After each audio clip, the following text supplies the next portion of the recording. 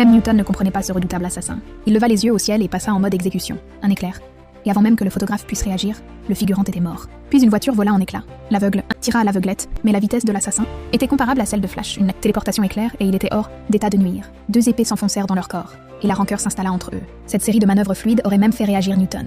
Il était le seigneur de la jungle, le roi des jacinthes, qui régnait sur le ciel et la terre. Ceux qui l'appréciaient avaient déjà commencé à l'admirer et à le suivre. Le roi des jacinthes, qui dominait la faille depuis des années, avait également 3 compagnons tout aussi puissants. Le roc, capable de transformer la pierre en armure, dont la force était comparable à celle de Magneto.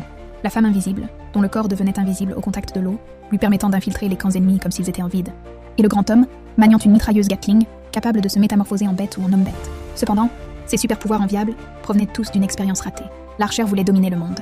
Le monde menait secrètement des recherches sur les armes biologiques, mais l'expérience échoua. Les 4 individus, bien qu'ayant acquis des super-pouvoirs, furent incapables de reprendre une vie normale. Ils nourrissaient une profonde rancune envers Jap, qui leur avait conféré ses pouvoirs. Était-ce un dilemme moral ou une capitulation de l'humanité? Jap fit exploser le laboratoire et provoqua une fuite de produits chimiques, ce qui permit à ses gènes de se manifester et de lui donner la capacité de contrôler la foudre et les machines. Pour parvenir à sa fin, il utilisa ses super-pouvoirs afin de contrôler les machines blindées, Takogi, et de lancer une guerre à grande échelle contre l'humanité. Le ministère de la Défense tint une réunion d'urgence et proposa que le colonel retrouve les 4 individus modifiés des années auparavant, car seuls eux pouvaient affronter Jap.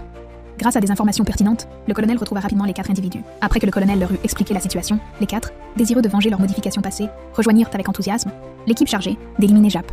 Pendant ce temps, Jap se cachait dans une base secrète impénétrable, préparant son plan de domination mondiale, ignorant que les 4 autres l'attendirent déjà à l'extérieur. Se préparant pour les saisons à venir, ils sont la version russe des 4 fantastiques. La femme invisible, Wan, prend possession du corps de la jeune fille et devient instantanément invisible. Face à la base secrète ennemie, elle ignore qu'elle a déjà été brisée par l'attaque thermique ennemie. L'ennemi tire à tout va sur le tuyau d'azote. Le gaz à 100 degrés Celsius est instantanément projeté, transformant la femme invisible en une vieille glace. Pendant ce temps, Hyongda entre en mode berserk et commence à se transformer en un homme à moitié vivant. Les muscles de son dos se développent rapidement, tuant tout sur son passage. Il les abattit un par un, puis un autre au milieu. Avec une telle carrure, il pouvait fabriquer au moins 200 briques par jour. Soudain, ses 2 poings ne purent résister à ses 4 mains. Hyongda, muni d'un treillis métallique spécial, s'en empara. Au même instant, la pierre géante manipula la pierre pour s'armer à toute vitesse. D'une vague sismique, l'ennemi fut vaincu. La pierre géante n'avait pas peur des milliers de soldats qui se dressèrent devant lui. D'un regard foudroyant, il les renversa tous. Le faux médecin à ses côtés ne put plus résister. « Viens me chercher, ne fais pas ton vieux. » La situation était critique pour l'assaillant improvisé. Le petit caillou aux yeux minuscules. Il lança une pierre, mais le faux médecin l'attrapa sans peine. Le colosse aux abdominaux sculptés se planta devant lui. Le petit caillou continuait de lancer des pierres, mais le faux médecin, au péril de ses yeux, le délogea d'un seul coup de poing et rentra chez lui. Puis il battit des ailes et se prépara un festin. Sa hernie discale lombaire, vieille de 50 ans, fut instantanément guérie. Finalement, seul le roi du cimetière pouvait sauver la situation. C'était l'assassin le plus arrogant que j'ai jamais vu. Face à des ennemis armés, il était intrépide. Il activa immédiatement son éclair instantané. La vitesse du roi du cimetière augmenta. Il se téléporta pour contrer facilement le feu frénétique de l'ennemi. Il retourna à la tête et fit le spectacle, ralentissant les mouvements ennemis 50 fois. Avant qu'ils ne puissent réagir, ils étaient tous morts sous sa lame. Mais malgré son maniement de l'épée d'origine chinoise, il fut pris au dépourvu. Sous l'effet du sort, il s'évanouit sur place. L'invulnérable ours Vajra fut lui aussi étroitement immobilisé par le verrou Vajra. La femme, invisible, se trouvait à 200 degrés Celsius. Le gaz se transforma en glace. Le roi de pierre fut également capturé par le docteur Chauve. Ce dernier ne les tua pas, mais voulut les recruter dans son équipe, utilisant leur pouvoir mutant pour conquérir le monde. Il s'avéra que le docteur Chauve était lui aussi un surhomme.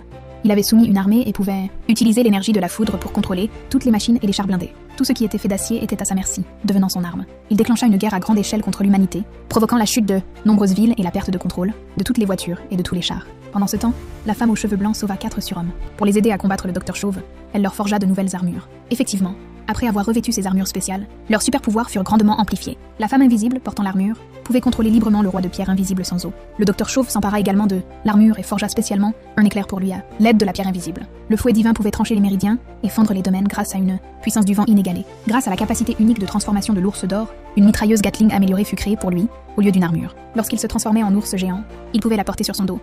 L'instant d'après, une équipe de surhommes, entièrement équipée. 2 gardes pressentirent le danger. Soudain, un ours géant, armé d'une mitrailleuse Gatling, surgit. Son arme pouvait viser et attaquer automatiquement les ennemis. Face à la puissance de feu et à l'armure lourde de l'ennemi, l'agilité de l'ours d'or lui donna l'avantage. Il se dressa sur le dos du robot, ouvrit les pistolets doubles avec ses griffes et lui arracha la tête. À cet instant, une foule de gardes l'encercla. L'ours d'or reprit une forme semi-humaine, s'empara de la mitrailleuse Gatling et se mit à tirer frénétiquement sur l'ennemi. Malgré l'énorme recul, il ne sentit rien et tua instantanément des centaines de ses sbires. Puis, l'ennemi envoya un robot. L'ours géant se transforma aussitôt en sa forme ultime, sauta sur le char et déploya 2 mitrailleuses Gatling sur son dos, et se mit à courir en tirant. Il sauta ensuite sur le robot et lui arracha la télécommande d'un coup de dent. Pendant ce temps, Dashan utilisa son éclair pour éliminer facilement tous les ennemis. Ils se rendirent ensuite sur le toit et empruntèrent les conduits jusqu'à la tour de signalisation, mais ils furent attaqués en chemin. Dashion glissa accidentellement et faillit tomber. Dashan eut seulement le temps de transformer son fouet en bouclier pour bloquer l'ennemi. Lan Lingwang sentit le danger. Il sauta de l'avion et projeta le dieu d'acier avec son épée brodée. Il le fixa au pilier et glissa le long du dieu d'acier vers l'ennemi. Il le souleva rapidement et sauva ses coéquipiers. Les 4 hommes se retrouvèrent enfin.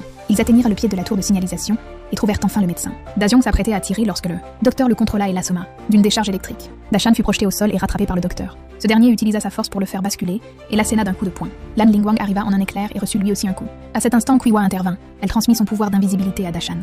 Ensemble, ils vainquirent le docteur. Légèrement étourdis, ils furent immobilisés par la foudre. Lan Lingwang, profitant de l'occasion, leva les yeux au ciel et s'apprêtait à les achever lorsque le docteur retira brusquement ses liens, les projetant au loin. Dashion se réveilla alors, tentant de se relever et de résister, mais reçut un coup si violent qu'il douta de son existence. Complètement vaincu, il comprit que la situation était désespérée. Lan Lingwang combina son couteau de jungle, l'accrocha au câble d'acier et les projeta violemment dans l'avion. Utilisant Shunyi, il les ligota rapidement et s'enfuit avec l'appareil. L'armée lança des missiles pour tenter de détruire la tour de signalisation, mais le docteur n'eut le temps que d'une centaine de mouvements avant que les missiles ne déviennent de leur trajectoire et n'explosent en plein vol.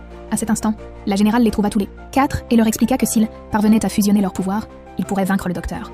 Mais que si la fusion échouait, ils seraient tous consumés par la haine. Sans hésiter, ils décidèrent de se battre jusqu'à la mort. Ils transférèrent toute leur énergie à Dashan, et une sphère d'énergie verte et lumineuse grossit inexorablement. L'instant d'après, une onde de choc colossal détruisit les bâtiments environnants, et la tour de signalisation se brisa en deux. Finalement, la justice triompha du mal.